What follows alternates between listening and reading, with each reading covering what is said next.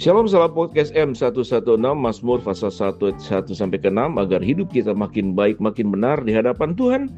Kita akan belajar tentang 9 langkah eksegesis dan eksposisi Alkitab dalam pengembangan eksposisi.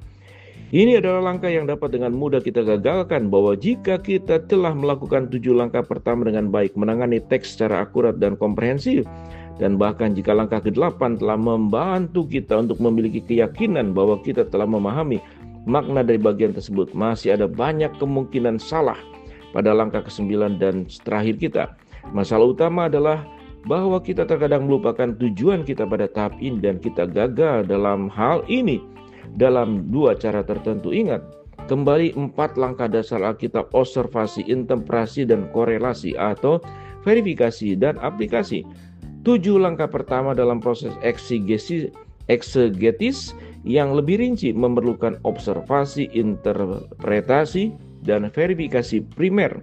Langkah ke-8 melengkapi proses verifikasi. Jadi 8 langkah pertama dari proses eksegesis berkorelasi pada dasarnya dengan 3 langkah pertama dari studi Alkitab dasar. Dengan membandingkan proses yang lebih kompleks eksegetis dan proses yang lebih sederhana studi Alkitab dasar atau pengantar, tampak jelas bahwa langkah terakhir dari keduanya harus sangat praktis, artinya berkaitan dengan praktik. Setelah kita memahami arti teks, apa yang seharusnya kita lakukan dengannya? Yakobus mengingatkan kita untuk menjadi pelaku firman dan bukan hanya pendengar saja. Yakobus 1:22.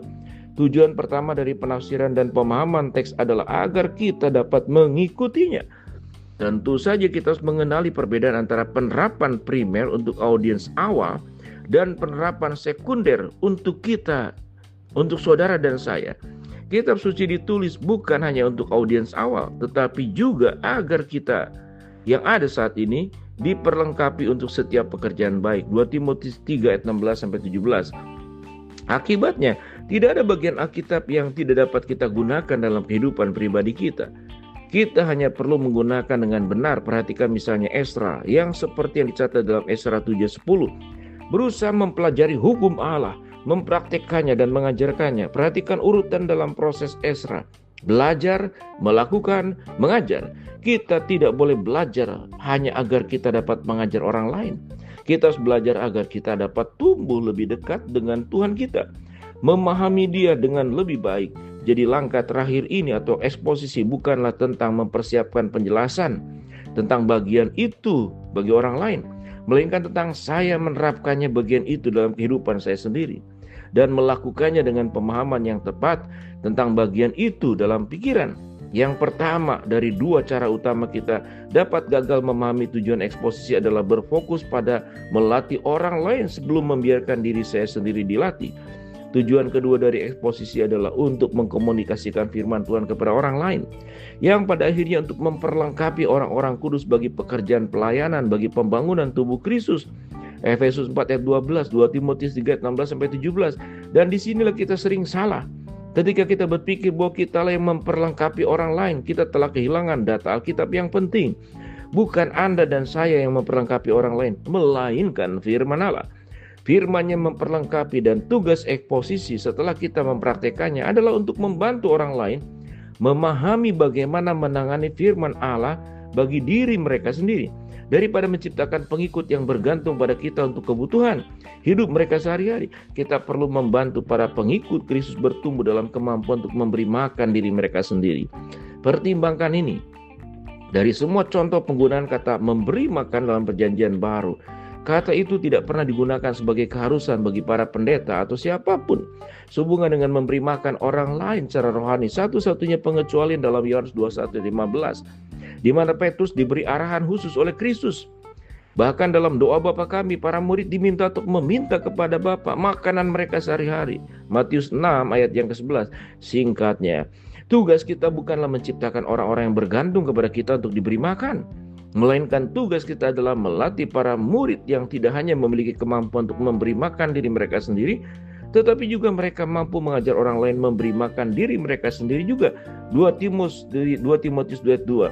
Kita harus mengingat tujuan ini saat kita mengkomunikasikan Alkitab kepada orang lain. Jika tujuan itu benar-benar ada dalam pikiran, maka kita dapat menghindari kesalahan besar. Kedua, dalam eksposisi, kegagalan untuk menunjukkan karya kita.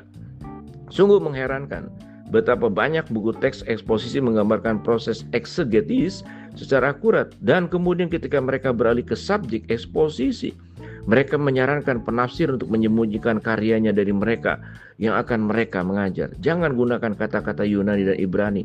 Jangan bicara tentang tata bahasa. Jangan membahas hal-hal teknis.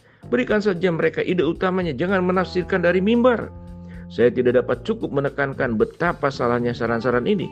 Jika tujuannya adalah untuk membantu orang mengembangkan kemampuan mereka sendiri dalam menangani teks, maka kita benar-benar harus memodelkan hal-hal eksposisi itu sendiri. Jika tidak, kita bersalah dengan ayah yang menolak mengizinkan anak-anaknya melihat bagaimana makanan disiapkan. Selamanya, bagaimana anak-anak itu akan menangani tanggung jawab hidup ketika mereka tidak memiliki seorang pun di sekitar untuk memberi mereka makan, dan mereka harus melakukannya sendiri. Di tempat lain, kita menyarankan bahwa kita bukanlah koki yang menyiapkan makanan mewah untuk menyenangkan orang, tetapi sebaiknya kita mengajar orang-orang cara memasak untuk diri mereka sendiri.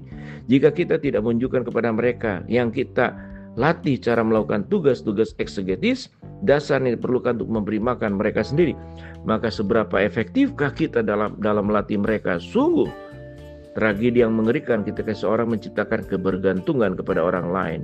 Dan ketika kita mengajar orang yang berpikir, belajar, dan berfungsi sendiri, kita menjadi sangat-sangat kejam. Oke? Jadi bagaimana kita melakukannya dengan benar? Tunjukkan pekerjaan kita, tafsirkan dari mimbar, dari meja makan, sofa, dimanapun Anda diberi kesempatan. Di mana ada orang yang ingin belajar, tunjukkan pekerjaan Anda dalam teks. Ajari mereka cara melakukan pekerjaan itu sendiri, sesederhana itu. Dan tolong, berhentilah menulis khotbah dan biarlah kita berbicara sendiri.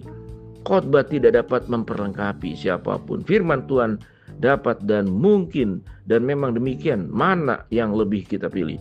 Sekarang setelah kuda yang mati itu cukup dihajar, mari kita beralih ke beberapa metodologi khusus yang mengkomunikasikan Alkitab pada orang lain.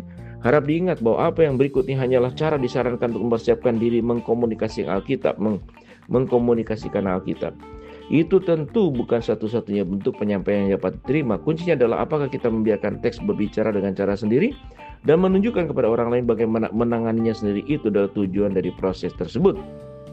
Kesimpulan, memahami kebenaran firman Allah membutuhkan waktu yang banyak, perjuangan yang luar biasa, sehingga memang ada tahapan-tahapan bagi mereka yang ingin hanya dapat firman Tuhan, maka dia seperti dapat makanan untuk berjuang. Tetapi dalam proses selanjutnya, setiap orang perlu bisa mandiri untuk belajar kebenaran firman Allah, namun tetap perlu pendampingan, mengingat keterbatasan setiap orang, keterbatasan waktu, keterbatasan kemampuan. Bahkan teolog-teolog hebat pun yang tidak bekerja pekerjaan yang lain, sehari-harinya hanya untuk terus menafsirkan, itu pun juga bisa berbeda. Pada akhirnya, memahami kebenaran firman Allah adalah kebergantungan mutlak kepada kuasa Roh Kudus untuk menolong kita memahami firman Tuhan. Setelah memahami, maka yang paling utama melakukannya. Shalom, salam podcast M116.